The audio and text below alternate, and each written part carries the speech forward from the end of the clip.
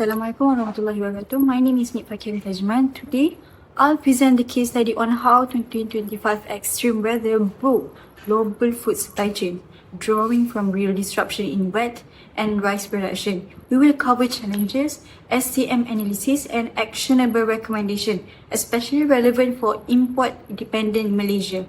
Extreme weather in 2025 shattered food chains, slashing output and forcing trade reroutes. This summary highlights SCM's role in building anti-fragility through multi-sourcing and data tools, protecting food security in vulnerable nations like ours.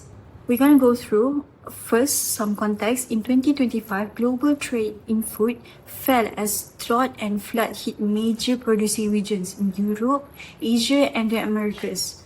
Wet yields dropped in places like the Europe, Ukraine, and Australia, while rice exporting countries such as India, Vietnam, and Thailand imposed export bans. For Malaysia, which depends heavily on rice imports, these shocks were especially risky.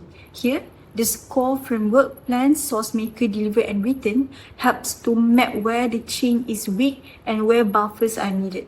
Now let's look at the main disruption. For wheat, severe droughts cut yields by around 20 to 50% in key regions, reducing global output and pushing buyers to switch suppliers, including towards the US, with future prices rising sharply. For rice, floods and government bans pushed prices up and led to around 25% retail price increases, while Malaysia started to hold more stock to protect domestic supply. At the same time, broken contracts and force majeure claims created financial losses and instability in global food markets. This crisis highlights several key risks. Climate-related disruption have become much more frequent since 2010. And almost all supply chain executive report being affected by climate, supply failures, and geopolitics.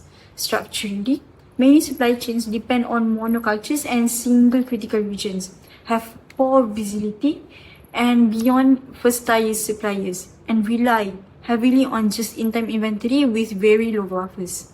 This weakness means that when a shock happens, there is a little safety stock. So even short-term disruption can quickly lead to shortage and price spikes. Using SCM frameworks helps to organize lessons. Through SCORE, the plan process failed to fully integrate climate risk, and the source process was overexposed to a few monoculture regions, such as Ukraine for wheat.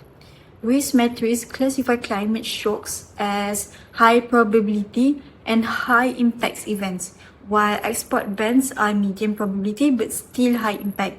Resilience model argue for better end-to-end visibility, larger safety buffers of around 20 to 30%, and agile sourcing strategies that can maintain high fulfillment even during disruption.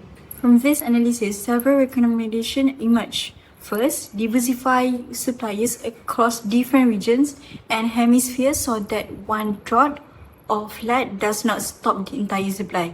Second, increase buffer stocks for critical staples and move away from an extreme just-in-time approach for essential food items.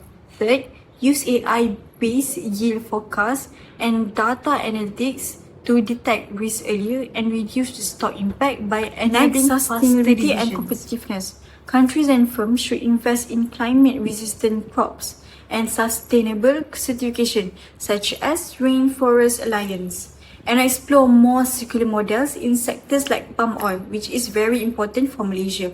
To stay competitive, tools like blockchain can improve transparency, while dynamic pricing and regional trade agreements, especially within ASEAN, can help stabilize supply and prices for members such as Malaysia. Finally, in conclusion, the 2025 events show that an efficient but very lean and linear supply chain is not enough when facing climate shocks. The SCORE analysis reveals gaps in plan, source, and return that must be fixed with multi-sourcing, better forecasting, and digital visibility tools. For Malaysia, the challenge is to balance sustainability, cost, and resilience so that food security is protected even when global markets are volatile.